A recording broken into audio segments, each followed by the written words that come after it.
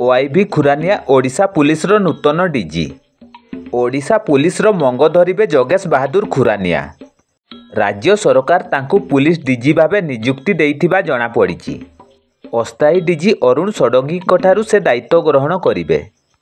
ହରିୟାଣା ପ୍ରଦେଶରେ ଜନ୍ମିତ OIB ଖୁରାନିଆ ଜଣେ ଦକ୍ଷ ପୁଲିସ ଭାବେ ଜଣାଶୁଣା। ଓଡ଼ିଶା କ୍ୟାଡରର ଏହି ଅଧିକାରୀ କେନ୍ଦ୍ରୀୟ ଡେପୁଟେସନରେ ଯାଇ BSF ସ୍ୱତନ୍ତ୍ର ଡିଜି ଭାବେ କାର୍ଯ୍ୟ କରୁଥିଲେ। ଅଗଷ୍ଟ ପ୍ରଥମ ସପ୍ତାହରେ କେନ୍ଦ୍ର ସରକାର ତାଙ୍କୁ ଓଡ଼ିଶା ଫେରାଇ ଦେଇଥିଲେ।